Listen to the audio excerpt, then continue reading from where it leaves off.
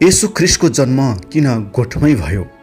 लुकाको पुस्तक 2 अध्यायको 1 देखि 7 मा यसरी लेख्दछ, ती दिनमा कैसर अगस्टसले तिनको सारा साम्राज्यमा जनगणना लिनु भन्ने हुकुम जारी गरे। कुरेनेस सिरियाका हाकिम हुँदा यो पहिलोपल्टको जनगणना थियो। सबैजना नाउँ दर्ता गराउन आआफ्नो सहर गए। योसेफ पनि गालिलको नासरतबाट यहुदियाको बेथलेहेम भन्ने दाउदको सहरमा गए, किनभने तिनी दाउदका कुटुम्ब र वंशका थिए। नाउँ दर्ता गराउन तिनी आफूसँग मगनी भएकी मरियमलाई साथमा लिएर गए। मरियम गर्भवती थिइन्।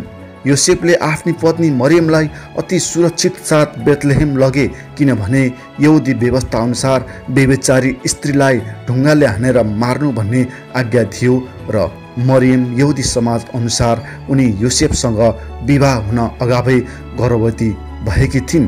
त्यसकारण यहुदीहरूले जुनसुकै समयमा मरियमलाई मार्न सक्दथे। तिनीहरू त्यहाँ भएकै बेला मरियमको बालक जन्मने बेला आयो।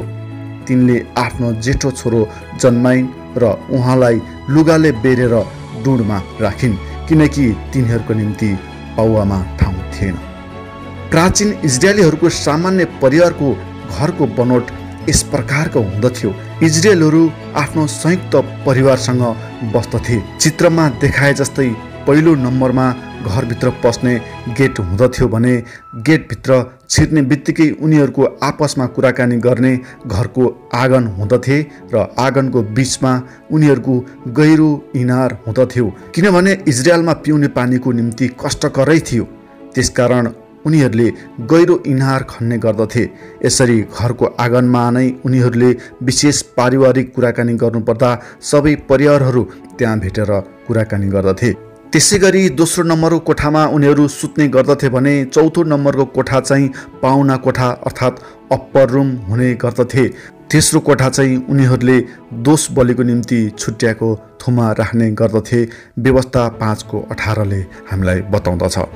यहुदियाको बेथलेहेम दाउदको सहर नाउँ लेखाउन आउनेहरूको भिडले खचाखच भएको कारण योसेफ र मरियम बास बस्नको निम्ति गएको उक्त घर पनि खचाखच भरेको थियो।